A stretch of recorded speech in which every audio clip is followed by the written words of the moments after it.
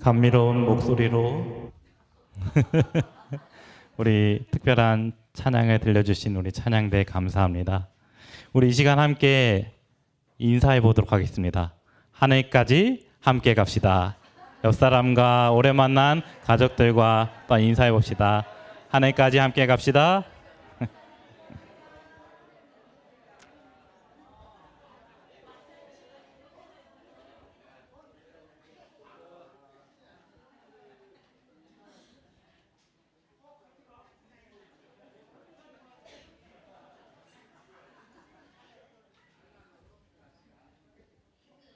네, 우리 이렇게 함께 만나게 되어서 너무나 반갑고 또한 이 시간 하나님 앞에 함께 예배할 수 있음에 감사합니다. 우리 함께 하나님의 말씀을 낭독하도록 하겠습니다. 시편 95편 3절에서 6절입니다. 시편 95편 3절 6절입니다.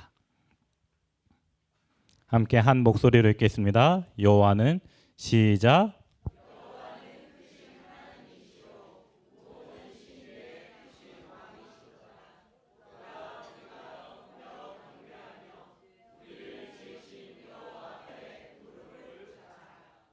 아멘.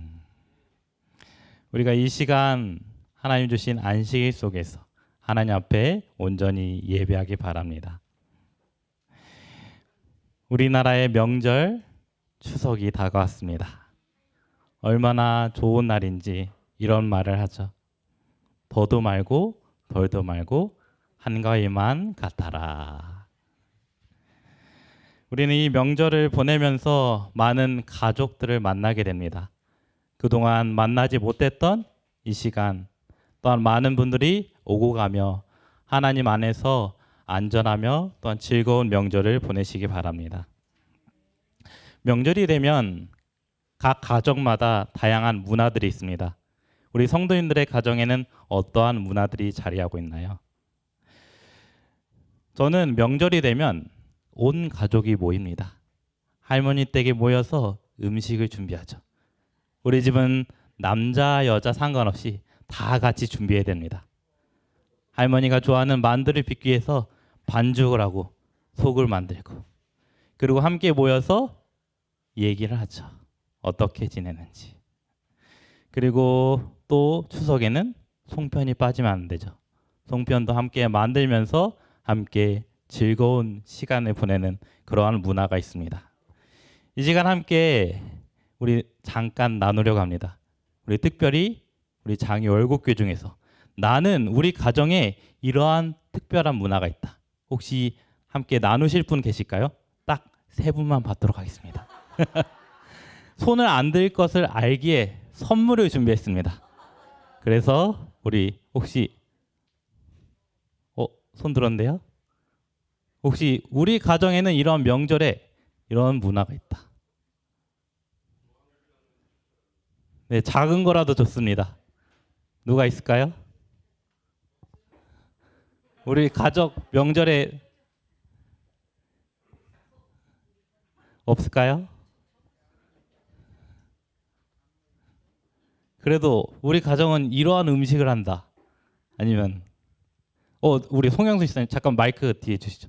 네, 좋습니다.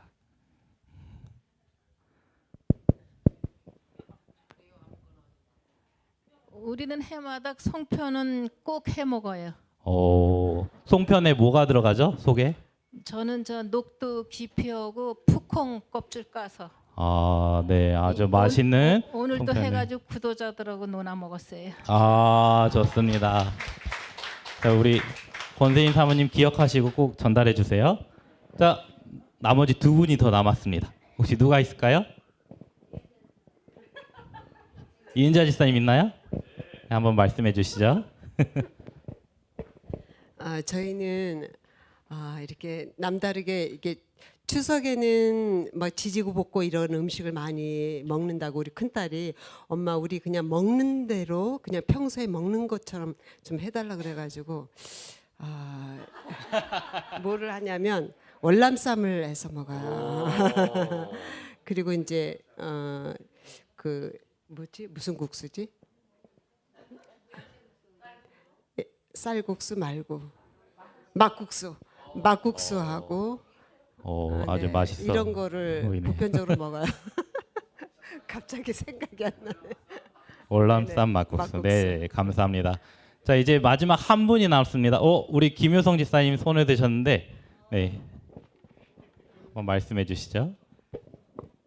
저희 집은 제가 결혼하고 시집 오니까 우리 시아버님이 토랑국을 좋아하셔서요. 토랑국을 꼭 빠지지 않고 지금 우리 남편도 토랑국만 있으면 밥을 한 그릇을 다 먹으니까 거기다가 우리 손녀가 돼지버거를 꼭 좋아해요. 돼지버거. 돼지버거하고 계란말이를 할머니 그 최우선 음식으로 꼽아갖고 지지난주에도 할머니 뼈 짜장면이 먹고 싶다 그래서 제가 와서 이제 해주니까 소면 끓여서 해주니까 얼마나 이 맛이라 그러면서 먹는 그 모습이 너무 저 기뻐요.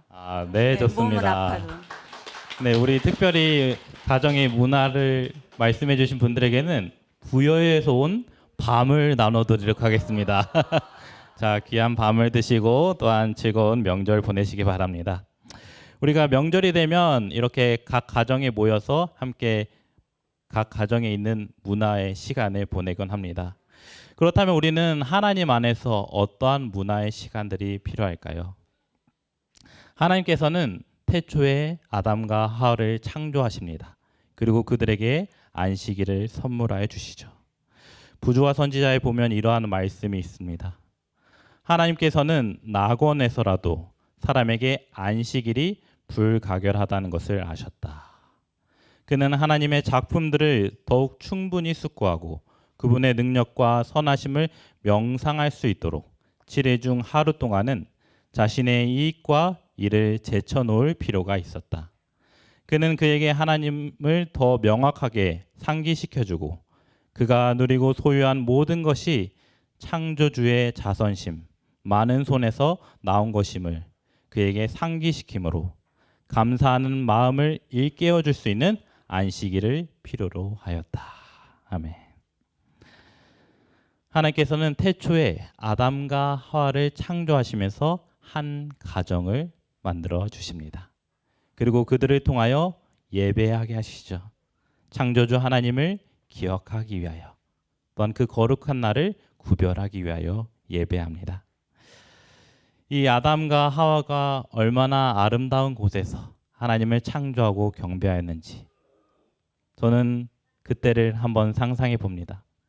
그들이 하늘을 이불 삼고 또한 땅을 바닥으로 삼고 또한 아름다운 풍경에서 정말 천연계의 너무나 아름다운 또한 감탄하는 동물들을 보며 하나님을 매일매일 찬양했을 겁니다. 그리고 특별히 안식일이 되면 더욱더 하나님 앞에 예배하는 시간을 보냈죠. 그러한 예배의 역사가 여전히 이어지고 있습니다. 구약 시대에도 그 족장들이 모여서 하나님 앞에 예배합니다. 많은 이스라엘 백성들이 하나님 앞에 예배하죠. 그들이 어떻게 예배하였나요? 제단을 쌓습니다. 어디를 가든지 하나님과 함께하기에 먼저 하나님 앞에 제단을 쌓아 예배합니다. 그리고 신약에도 많은 교회들이 세워지고 많은 성전들이 지어졌지만 각 가정에 예배를 드리게 됩니다. 우리가 신약의 말씀을 살펴보면 누구의 집에 거하여 말씀을 베풀고 또한 잔치를 베풉니다. 이처럼 많은 가정에서 예배를 드리는 모습을 보게 됩니다.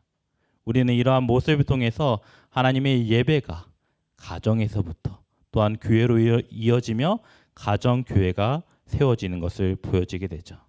신명기 6장 7절입니다. 내 자녀에게 부지런히 가르치며 집에 앉아 있을 때에든지 길을 갈 때에든지 누워 있을 때에든지 일어날 때에든지 이 말씀을 강론할 것이며. 많은 사람들은 생각합니다. 교육은 선생님에게, 신앙은 목회자에게. 그것으로는 조금씩 채워질 수 있습니다. 그런데 그게 완벽할까요? 충분할까요? 부족합니다. 우리의 가정에서 먼저 내가 내 자녀를 교육하고 또한 내가 내 자녀를 위해서 기도하며 신앙으로 헌신해야 합니다. 그러한 길을 걸을 때 우리는 더욱더 하나님의 가정의 예배가 얼마나 우리의 삶에 필요한지 우리는 이 명절을 통하여 우리의 가족을 한번 살펴보기를 바랍니다. 부모에 관한 권면에 또 이렇게 나오고 있죠. 그리스도인의 가정마다 아침과 저녁에 기도와 찬양의 제사로 하나님을 높여야 한다. 아이들은 기도 시간을 존중하고 받되도록 가르침 받아야 한다. 매일 아침 저녁 열렬한 기도와 끈기 있는 믿음으로 자녀 주위에 울타리를 치는 것이 그리스도인 부모의 의무이다. 사랑하는 성도 여러분, 우리는 우리의 가정에 하나님의 예배가 있나요? 우리가 단순히 이 안식일에 교회에 와서 예배하는 것 어떻게 자연스럽게 이루어지고 있나요? 아니면 자녀들이 함께 오지만 나는 예배하는 게 힘들어. 나는 하나님 옆에 드리는 것을 어려워하고 있나요? 우리는 우리의 가정에서부터 하나님의 교회가 세워지고 있는지, 우리의 가정에서 하나님의 예배가 드려지고 있는지 살펴보아야 하는 것입니다. 우리가 각 가정에서 하나님의 말씀을 암송하고 하나님의 말씀을 함께 나누며 나의 삶에는 어떠한 삶이 이루어지고 있는지 그러한 예배 연속이 필요하죠. 내가 먼저 하나님께 예배해야 됩니다. 많은 사람들은 각 가정에서 예배를 드리지 못하는 이유를 이렇게 말합니다. 시간이 너무나 없어서 예배 드리기 어렵습니다. 내가 말씀을 준비할 능력이 없어서 예배 드리기 어렵습니다. 어떠한 형식과 어떠한 순서로 해야 할지 모르기에 예배 드리기 어렵습니다. 우리 집에는 하나님을 믿지 않는 가족이 함께하고 있어요. 또한 우리 집에는 고3이나 사춘기 아이들이 있어요. 이러한 다양한 이유로 예배를 드리지 못합니다. 그럼에도 불구하고 우리가 이것보다 더 예배를 드려야 하는 명확한 이유를 하나님의 말씀으로 우리는 기억해야 됩니다. 왜 우리가 하나님 앞에 예배해야 될까요? 우리의 가정이 하나님 앞에 왜 드려져야 될까요? 하나님께서는 이 명절을 통해서 우리가 가정의 예배를 다시 한번 살펴보게 하십니다. 우리가 하나님께 예배를 드리는 이유는 크게 두 가지로 볼 수 있습니다. 첫 번째는 창조주 하나님, 그분을 기억하기 위함입니다. 우리가 우리의 주인이 누구죠? 하나님입니다. 하나님이 함께 하시는 것을 우리의 가정에서부터 시작되어야 됩니다. 그리고 두 번째는 그 가정의 신앙을 자녀들에게 물려줘야 하는 것이죠.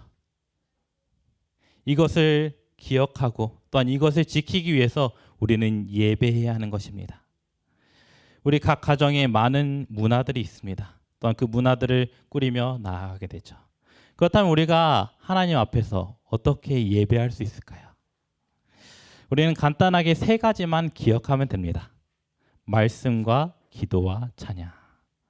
사실 이 가정의 예배는 크게 형식을 중요시하지 않아도 됩니다. 우리가 하나님 앞에 드리고 하나님 앞에 함께 교제하며 하나님의 시간을 가지기 원하기 때문에 그 세 가지를 통해서 우리가 먼저 하나님 앞에 드려지기 바랍니다. 그래서 우리 한번 집을 살펴봅시다. 우리 집의 제일 가운데가 어디죠? 거실입니다. 거실에 뭐가 있나요? 뭐가 있죠? 네, 테레비가 있어요. 우리의 가정의 중심에 먼저 공간을 꾸며봐야 됩니다. 우리의 가정이 거실에서 함께 예배드리기 원한다면 그것을 하나님의 예배 장소로서 꾸며봐야 됩니다. 하나님의 말씀을 가져다 놓고 또한 자신이 앉을 수 있는 식탁을 둘러놓고 그곳에서 함께 예배하며 하나님과 만나는 시간을 가진 겁니다. 이뿐만 아니라 기록을 해보는 겁니다. 내가 그동안 예배하면서 하나님 앞에 어떠한 감사들이 있었는지 이러한 매일매일 작은 감사도 우리는 가정에서 예배가 됩니다. 그리고 그것을 기록하며 한 분기가 끝나거나 연말이 되었을 때 감사의 시상식을 해보는 겁니다. 그러면 각 가정에 얼마나 많은 감사들이 있는지 그것을 보며 우리는 또한 하나님께 감사하게 되죠. 이뿐만 아니라 다양한 형식으로 예배를 드리는 겁니다. 찬양을 좋아하는 아이들이 있다면 찬양을 하며 또한 우리가 너무나 바쁜 시간 속에 있다면 기도로서 예배하는 것입니다. 이러한 예배의 삶을 통해 우리의 모습들을 채워가시기 바랍니다. 한 목사님은 이렇게 말합니다. 누워서 예배해라. 혹시 누워서 예배하신 적 있으신가요? 저는 어릴 적 그런 기억이 있습니다. 아버지가 불을 끄면 어두운 방 속에서 이 말로써 성경 말씀을 들려줍니다. 그리고 그 말씀을 듣기 전에는 무엇을 해야 했나요? 찬양을 해야 했습니다. 믿는 사람들아 군명하더니. 저희 형과 동생 셋이 그 찬양을 마친 후에야 하나님의 말씀을 들을 수 있었습니다.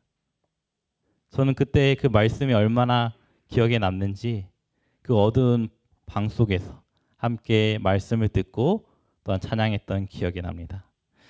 우리는 마냥 누워서 예배 드릴 수는 없지만 이러한 기억을 통해서 하나님 앞에 예배할 수 있다는 것을 찾아가야 할 것입니다. 하나님께서는 우리에게 말씀해 주시죠. 가정 예배는 즐겁고 흥미롭게 되게 하라. 우리가 함께 모이는 정말 대중적인 예배는 격식이 필요합니다. 형식이 필요합니다. 그러나 우리의 가정은 어떠한가요? 환경이 다르죠. 또한 누군가는 그 예배를 힘들어하고 어려워할 수 있습니다. 우리는 그 신앙을 발붙이기 위해서는 이 예배에 맞는 그 가정에 맞는 형식을 도전해 보시기 바랍니다. 우리 교육에 나오는 말씀을 함께 읽어보겠습니다. 예배는 시작. 예배는 간결하고 생동감 넘치고 때에 맞고 상황에 따라 달라져야 한다. 모든 성경 읽기에 참여하고 하나님의 율법을 익히며 자주 되풀이하라. 아이들에게 이따금 읽는 기회를 주면 더 흥미를 돋을 수 있다. 아멘. 우리가 가정에서 드리는 이 예배를 너무 어렵게 생각하지 않기를 바랍니다. 하나님께서는 다양한 형태로 예배를 도전하며 또한 드리라고 하십니다. 우리의 삶에서 우리 아이들이 또한 우리의 가족이 어떻게 하나님 앞에 드려질 수 있는지 우리는 이것을 통해서 이 예배가 참으로 중요한 것을 발견하게 됩니다. 아이들은 참으로 자라나면서 많은 질문들을 합니다.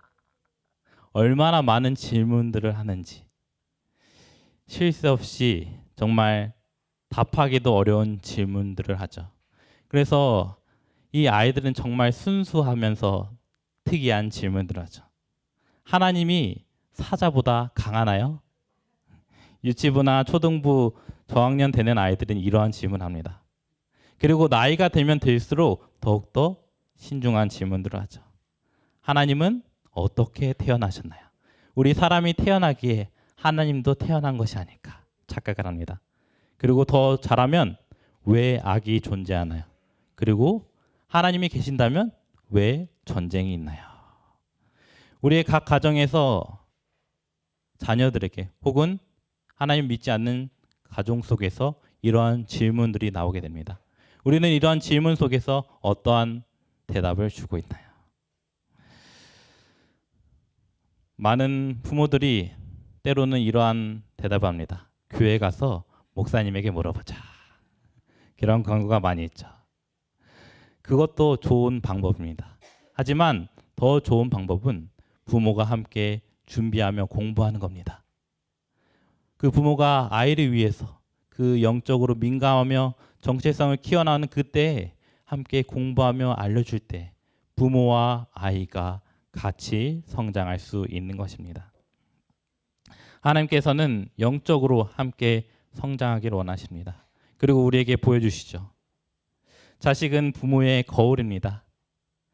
가끔씩 자녀를 보면 왜 저런 모습까지 나를 닮았는지 저도 이제 점점 커가면서 저도 모르는 부모님의 모습이 있습니다. 저는 저렇게 하지 말아야지 했는데 부모님과 똑같은 모습들을 발견하고 합니다. 한 연구에 따르면 이렇습니다. 내가 양육받은 과정에 따라서 똑같이 자식에게 대물림한 가능성이 80%에서 90%라고 합니다. 이처럼 우리가 우리의 자녀들에게 어떠한 영향을 미치고 있는지 또한 어떠한 신앙의 모습들을 보여주고 있는지 우리는 그것을 찾아보아야 합니다. 그리고 갓 태어난 아이에게 부모는 어떠한 존재일까요? 갓 태어난 아이에게는 부모는 생명과 생존의 동아줄이라고 합니다. 이처럼 아이는 부모에게 참으로 중요한 존재입니다. 아이가 자라나기 위해서는 부모의 교육과 양육이 필요한 것입니다. 아이는 부모를 통하여 세상을 바라봅니다. 부모를 통하여 타인과 자신을 바라보게 됩니다. 아이는 부모의 창을 통하여, 부모는 아이의 창문이 되는 것이죠. 우리가 살아가면서 많은 자녀들의 창문이 됩니다. 우리 장애월교회 성도님들은 어떠한 창문이 되고 계신가요? 이 창문이 얇고 또한 금이 가 있다면 우리 자녀들에게 어떠한 영향을 미치게 될까요? 아이들이 추워하고 부정적인 것을 많이 받게 됩니다. 그럼 생각합니다. 내가 안 좋은 것을 물려받았으면 자식도 똑같이 되는 건가요? 그렇지 않습니다. 하나님의 말씀을 통해서 우리는 다시 보게 되죠.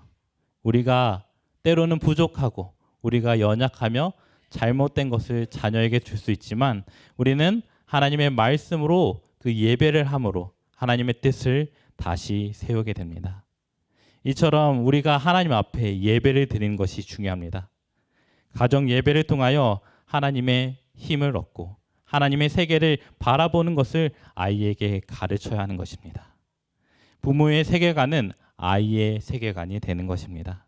그리고 하나님의 관점으로 부모를 통하여 자녀에게 그 신앙이 전달되어야 하는 것이죠. 우리가 살아가면서 우리의 각 가정에 세 가지 단계의 대화가 있습니다. 첫 번째 단계는 해변가의 대화입니다. 해변가. 우리가 바다를 거닐 때 해변가에 무엇을 볼 수 있나요? 눈에 보이는 것들은 볼 수 있습니다. 물 위에 드러난 것들 혹은 모래에 있는 것들. 이것을 흔히 지식적인 대화라고 합니다. 가벼운 대화. 우리가 세상을 살아가면서 이러한 대화들은 많이 나누곤 하죠. 그러나 우리는 더욱더 깊은 대화가 필요합니다. 혹시 스노클링 해보신 적 있으신가요? 네. 스노클링 하면 무엇을 볼 수 있나요? 바닷속을 볼 수 있어요. 물안경을 끼고 오리발을 차고 이 바다가 얼마나 깊고 큰지 그 해변가에 있을 때는 몰랐던 바다를 발견하게 됩니다. 그러나 이것도 아직 깊은 대화가 아닙니다. 이 스노클링의 대화는 그저 이해적인 대화입니다. 자신의 감정과 그것을 소통하는 대화인 것이죠. 마지막 세 번째는 무엇이죠? 스쿠버 다이빙. 저 바닷속 깊이 들어가는 대화입니다. 이러한 대화는 자신의 비전을 나눈 것입니다. 내가 살아가면서 어떠한 꿈을 가지고 있는지, 어떠한 희망을 가지고 있는지. 우리가 이러한 대화가 어떻게 이어질 수 있을까요? 어떻게 이루어질 수 있을까요? 이 모든 것은 가정의 예배로부터 시작이 됩니다. 하나님께 예배할 때 나의 삶을 나누게 됩니다. 그리고 나의 삶에서 느낀 감정들, 느낀 그 억울함, 또한 느낀 괴로움들을 함께 나누게 됩니다. 그리고 마지막으로 그 스노우쿨링과 같은 깊은 하나님 주신 뜻이 무엇인지 발견하게 되는 것이죠. 이처럼 우리는 하나님 안에서 우리의 각 가정에 예배가 필요한 것입니다. 우리가 예배를 드릴 때 하나님과 연결되며 우리의 가정에 하나님의 교회가 세워질 수 있는 것이죠. 우리가 하나님께 진정으로 예배 드릴 때 우리는 우리의 가정의 축복을 누리게 될 것입니다. 창세기 12장 3절의 말씀을 함께 읽겠습니다. 너를 축복하는 자에게는 시작.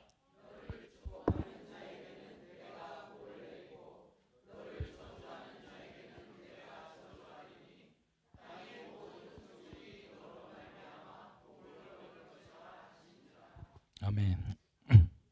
아브라함을 통하여 축복의 말씀을 주십니다. 아브라함이 어디를 가든지 가정의 제단을 쌓여 예배를 합니다. 이제는 우리가 가정의 예배를 할 때 나뿐만 아니라 나의 가족, 나의 이웃, 나의 친족까지 축복을 받게 됩니다. 아브라함도 그러했습니다. 그가 어디를 가든지 그와 함께하는 친척 조카 롯이 함께했습니다. 그리고 그 롯이 하나님의 축복을 받아 많은 재산을 불리게 됩니다. 이것을 통해서 하나님의 축복이 그들에게 얼마나 많이 임하는지 우리는 이러한 모습들을 보면서 하나님 앞에 먼저 예배해야 하는 것입니다. 이러한 특별한 명절을 맞아서 아브라함 같이 하나님의 제단을 가정의 제단을 먼저 쌓으시기 바랍니다.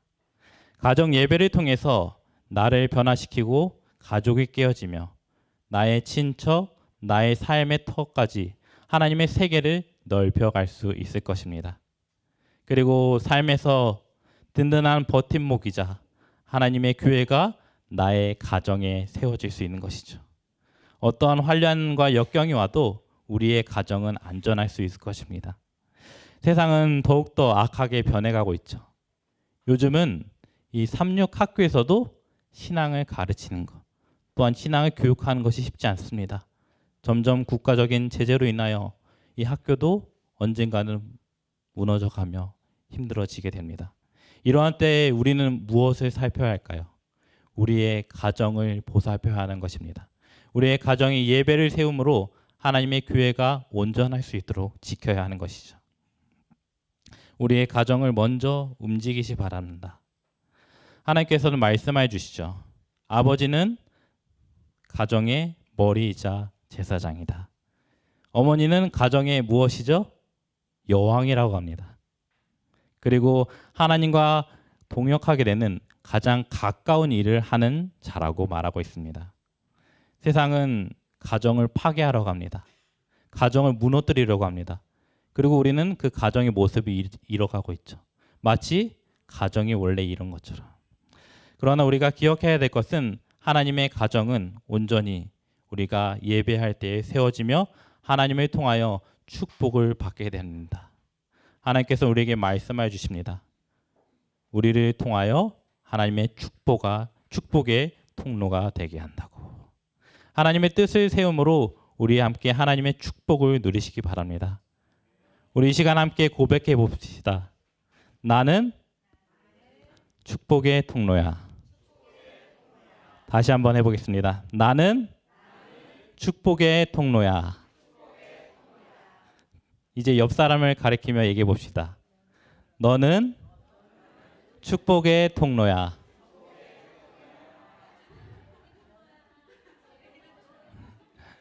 네, 좋습니다. 우리가 나의 가족 또한 나로부터 누구든지 하나님 안에서 축복의 통로가 되시기 바랍니다. 그 축복은 하나님의 주시는 예배를 통하여 나의 가정이 세워지게 되는 것입니다. 그리고 우리는 그 가정을 통해서 하나님의 은혜의 왕국을 누리며 하나님의 열매를 거두게 되죠. 하나님은 이제 우리에게 묻고 있습니다. 너희는 나를 누구라고 하느냐? 너희는 나를 누구라고 하냐? 예수님께서는 제자들에게 물으시죠. 너희는 나를 누구라 하냐? 제자들은 말합니다. 세상 사람들은 침례 요한, 엘리야, 예레미야, 선지자라고 말합니다. 그때 예수님께서 말씀하신 곳은 가이사랴의 항구 도시였습니다. 그때 그곳은 우상 숭배가 가득하기에 참된 구원자 예수님을 알지 못하죠. 우리는 예수님을 누구라고 어떤 분으로 알고 있나요? 구원자. 시몬이 이렇게 고백하죠. 주는 그리스도시요 살아계신 하나님의 아들이시니다. 우리의 자녀들 또한 하나님을 믿지 않는 나의 가족들이 물을 것입니다. 하나님을 누구라 하느냐? 예수님을 누구라 하느냐? 우리는 그러한 물음에 어떠한 답을 주고 있나요? 그러한 물음을 함께 공부하며 준비하시기 바랍니다. 그리고 준비하여서 나의 가정에 하나님의 예배가 어떻게 임할 수 있는지, 하나님이 어떻게 우리의 삶에 나의 가정 속에 거할 수 있는지 연구하며 도전해야 하는 것입니다. 하나님은 우리에게 말씀해 주십니다. 가정 예배 시간에 무릎을 꿇고 머리를 숙여 기도드리는 것은 우리의 특권이다. 지금 우리가 매 안식일 하나님 앞에 무릎 꿇어 기도합니다. 당연한 것이 아닙니다. 우리가 하나님을 알 수 있다는 것, 하나님께 기도할 수 있다는 건 특권입니다. 세상은 그것을 알려주지 않죠. 우리는 그것을 깨닫고 또한 가지고 있기에 지금 이 자리에 있는 것입니다. 하나님 주신 이 시간 속에서 또한 이 명절 속에서 우리는 우리의 가정이 어떠한 모습 속에 있는지 함께 살펴보기를 바랍니다. 우리가 함께 예배를 드릴 때 많은 시간이 필요하지 않았습니다. 각 가정에서 10분, 15분 짧게 예배 드립니다. 이제는 잊어버린 가정의 문화, 하나님 주신 가정의 예배를 다시 세우기를 바랍니다. 하나님께서는 우리에게 보여주시죠. 이 가정의 유대감은 세상의 물결보다 더욱더 강하다고 보여주십니다. 우리 장이 월곡교회, 특히 청년반에 보면 이렇게 유대감이 강한 자매와 남매들이 있습니다. 우리 특별히 우리 하은이, 예은이와 환준이와 다현이가 생각나죠. 그 자매가 얼마나 친한지, 얼마나 보기가 좋은지. 이렇게 가정의 유대감은 세상의 물결보다 더욱더 강함을 보여주고 있습니다. 이처럼 우리의 가정을 통해서 하나님의 예배이자 하나님의 교회를 함께 세우시기 바랍니다. 하나님께서 우리의 가정을 세울 때 우리의 명절을 더욱더 하나님의 가정을 채워야 하는 것을 알려주고 계십니다. 오늘 본문의 말씀을 다시 한번 살펴보겠습니다. 함께 읽겠습니다. 여호와는 시작. 여호와는 크신 하나님이시요 모든 신 위에 크신 왕이시로다. 오라 우리가 굽혀 경배하며 우리를 지으신 여호와 앞에 무릎을 꿇자. 아멘. 내가 하나님 앞에 예배한다는 것, 또한 내가 하나님 앞에 드릴 수 있다는 것, 우리는 그것을 감사해야 하는 것입니다. 많은 사람들이 하나님 앞에 예배하는 것을 어려워합니다. 많은 사람들이 하나님 앞에 찬양하며 하나님께 기도드리는 것을 어려워합니다. 왜 그럴까요? 그것은 나의 가정에서 훈련되지 못했기 때문입니다. 나의 가정에서 하나님의 신앙을 쌓지 못했기 때문입니다. 나의 가정은 아무런 상관이 없는데 우리가 이 안식일에 교회 와서 그것을 채울 수 있을까요? 우리는 우리의 가정으로부터 하나님의 교회를 세워야 하는 것입니다.